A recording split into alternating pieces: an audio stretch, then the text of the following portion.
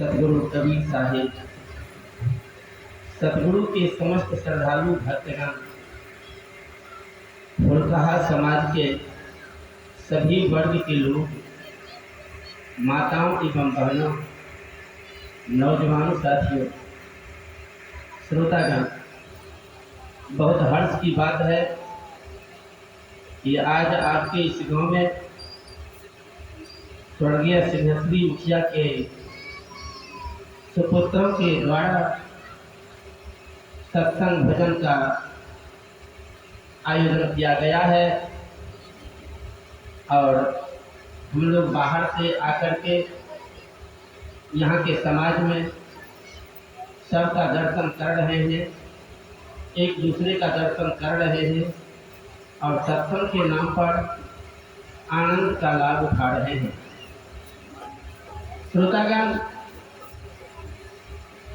श्रोतागण, वैसे तो सत्संग भजन का कार्यक्रम यहाँ है, स्वर्गीय लक्ष्मण मुखिया के सुपुत्रों के द्वारा यह कार्यक्रम आयोजित किया गया है और तमाम समाज के लोगों को सत्संग से लाभ उठाने का आग्रह किया गया है। और चंचल मुखिया जी की ओर से 101 रुपये दानिया सदगुरु सदैव कल्याण करे और परिवार में सुख शांति करे जाए। इसलिए पूरे समाज से, माताओं एवं बहनों से आग्रह है कि यदि आपके हृदय पर हमारे इस शब्द का कोई बुरा असर नहीं पड़ता हो, कोई ठेस नहीं लगता हो, तो आप इस आवाज़ को आग्रह समझेंगे और अधिक से अधिक संख्या में आकर के सत्संग की पंडाल में बैठकर सत्संग के शब्दों से सद्ज्ञान प्राप्त करेंगे। यही हमारी पुकार है। अच्छी बात है।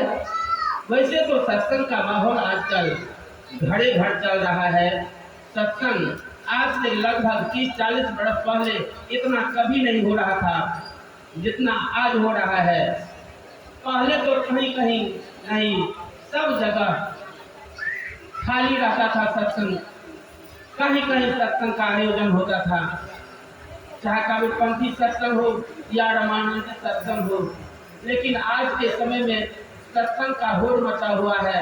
हर गांव में सत्संग, हर मोहल्ला में सत्संग, हर पंथ का सत्संग, सत्संग का कहीं कमी नहीं है। लोग पूरे श्रद्धा से सत्संग के नाम पर थोड़ा सा प्रसाद चढ़ा देते हैं, भजन गा लेते हैं, प्रवचन कर देते हैं और आकर के सब सुन लेते हैं। यह तो होड़ मचा हुआ है, यह नई बात नहीं है। इसीलिए मैं यह नहीं कहूँगा कि यह सत्संग जरूर सुनने के लिए आइए, सबसे अधिक सुंदर बात आपको दर्शाया जाएगा, तो बात नहीं है। सुंदर सुंदर बात तो आप लोग कितने बार सुने हैं और सुनते रहेंगे। इसी बीच में हम लोगों का भी समय संजोग से आपके गांव में भाग लेने का मौका मिला है। इसलिए इस शुभ अवसर पर आइए, इस सत्संग के कार्यक्रम से भी लाभ उठाइए, यही हमारा आग्रह है।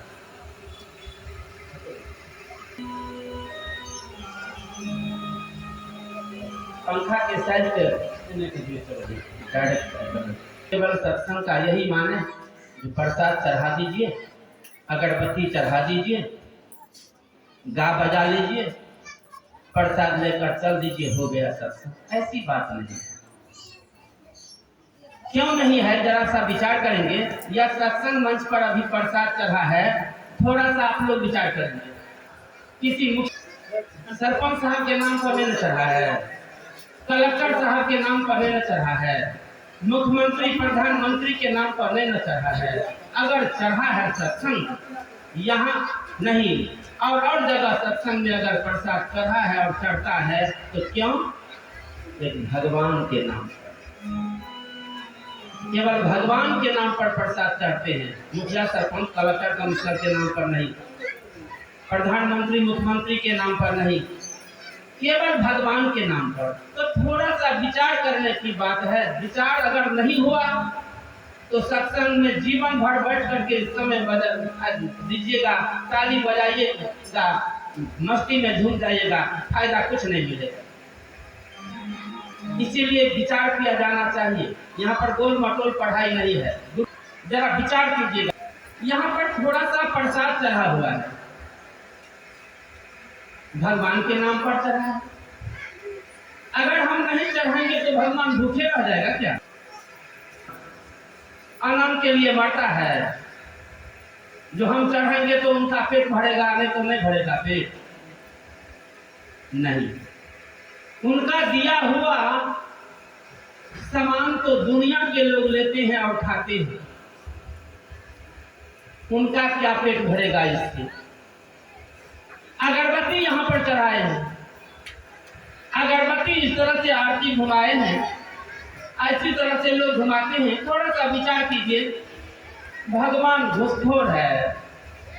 एक तो अगरबत्ती घुमा करके उसको पटिया लेंगे अपना तरफ ना, यह भरम है।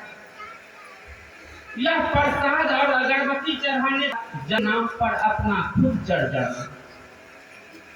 भगवान, हे मालिक, आप हमारा सहारा कीजिए, आपके सिवा दूसरा कोई नहीं है, तब भगवान की कृपा होगी। कैसे? आप लोग घर घर में देखते होंगे मोबाइल में, जब द्रौपदी को चीर हरण का सवाल उठा था, जब उनके चीर हरण करने के लिए दुर्योधन ने आदेश दिया और दुशासन ने पूरा पावर लगाया, तो द्रौपदी अपने चीर को पकड़ करके प्रतिष्ठा को बचाने के लिए परेशान होने लगी। जब तक अपनों से साड़ी को पकड़ करके ताकत लगाने का प्रयास किया, तब तक कृष्ण भगवान नहीं आए, और जब अंत में विवश होकर के साड़ी को छोड़ दिए और हाथ उठा करके झंडी दे दिए, प्रभु लाज बचाइए, तब कृष्ण भगवान का वहां पर कृपा पहुंचा था। अपना सरेंडर हो जाइए, तो इसके बाद अर्पित हो जाइए, तब मालिक का दया होगा। और जब अपना पावर लगाते रहिएगा, मालिक घर बैठे रहेंगे, आपकी तरफ देखेंगे। इशारा है इसीलिए कि अर्पित होइए, और यही पढ़ाई करने के लिए संत महात्मा लोग आते हैं और मानव समाज को सत्संग के बीच में सुनाते हैं, ज्ञान देते हैं। जिनके हृदय में बात सच जाता है, उनका बेड़ा पार हो जाता है, और जिनके हृदय में बात नहीं सकता, एक जन्म को कौन कहे, 7 जन्म तक सत्संग भजन सुनते रहते हैं, कोई लाभ होने को नहीं होता। इसीलिए जरा आए हैं तो सत्संग के रहस्य को जानने का कोशिश कीजिएगा, यही हमारा आग्रह है। और शुभारंभ कर रहा हूँ भजन से।